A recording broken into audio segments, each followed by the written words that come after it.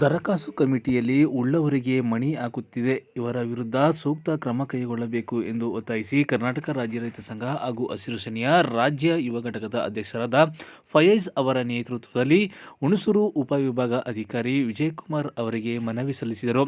ಇನ್ನು ಪಿರಿಯಾಪಟ್ಟಣ ತಾಲೂಕಿನಲ್ಲಿ ಉಳ್ಳವರಿಗೆ ಮಣೆ ಹಾಕುತ್ತಿದ್ದು, ಯಾವುದೇ ಅರ್ಹತೆ ಇಲ್ಲದಿದ್ದರೂ ಪಕ್ಕದ ಊರಿನವರಿಗೆ ಸಾಗುವಳಿ ನೀಡಿದ್ದು, ಇದರ ಬಗ್ಗೆ ತನಿಖೆ ನಡೆಸಿ ಸೂಕ್ತ ಕ್ರಮ ಕೈಗೊಳ್ಳಬೇಕು ಎಂದು ಒತ್ತಾಯಿಸಲಾಯಿತು. ಇದೇ ಸಂದರ್ಭದಲ್ಲಿ ಕರ್ನಾಟಕ ರಾಜ್ಯ ರೈತ ಸಂಘದ ಪಿರಿಯಾಪಟ್ಟಣ ತಾಲೂಕಿನ ಹಲವು ರೈತ ಮುಖಂಡರು ಹಾಗೂ ಮಹಿಳಾ ಪದಾಧಿಕಾರಿಗಳು ಸೇರಿದಂತೆ ಹಲವು ರೈತರು ಹಾಜರಿದ್ದರು. ಕರ್ನಾಟಕ ರಾಜ್ಯ ರೈತ ಸಂಘ ಹಸಿರು ಸೇನೆ ಎಲ್ಲ ರೈತ ಮುಖಂಡರುಗಳು ಇವತ್ತು ತಾಲೂಕು ಆಫೀಸ್ ಭೇಟಿ ನೀಡಿದ್ದೀವಿ. ಇದೇ ನಿಲ್ವಾಡಿ ಗ್ರಾಮದಲ್ಲಿ, ಪಿರಿಯಾಪಟ್ಟಣ ತಾಲೂಕು ನಿಲ್ವಾಡಿ ಗ್ರಾಮದಲ್ಲಿ ಸರ್ವೆ ನಂಬರ್ 111ರಲ್ಲಿ ಏನು ರಾಮಚಂದ್ರ ಅವ್ರಿಗೆ ಸಂಬಂಧಪಟ್ಟ ಅನುಭವದಲ್ಲಿರ್ತಕ್ಕಂಥ ರಾಮಚಂದ್ರ ಅವ್ರನ್ನ ಮಾಹಿತಿ ಇಲ್ಲದೇ ಅವರು ಬರಬೇಕನ್ನೋದು ಆಸ್ತಿನ ಬೇರೆಯವರು ಯಾವುದೇ ಮಾಹಿತಿ ಇಲ್ಲದೇ ಏಕಾಏಕಿ ಒಳಗಡೆ ತಹಸೀಲ್ದಾರರು RI ಸಂಬಂಧಪಟ್ಟ ಅಧಿಕಾರಿಗಳನ್ನ ಒಳಗೂಡಿಸ್ಕೊಂಡು ಯಾರಿಗೂ ಮಾಹಿತಿ ಇಲ್ಲದೇ ಅವ್ರ ಹೆಸರಿಗೆ ಖಾತೆ ಕೂರಿಸ್ಕೊಂಡಿದ್ದಾರೆ.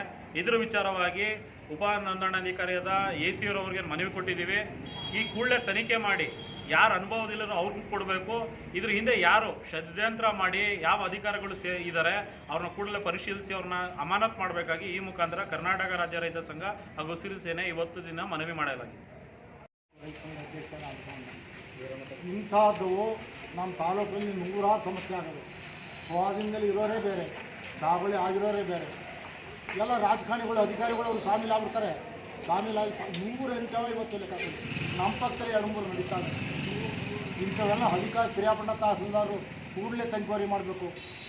ಇಂಥ ಕರ್ನಾಟಕ ರಾಜ್ಯ ಸಂಘ ಒತ್ತಾಯ ಮಾಡ್ತಾರೆ.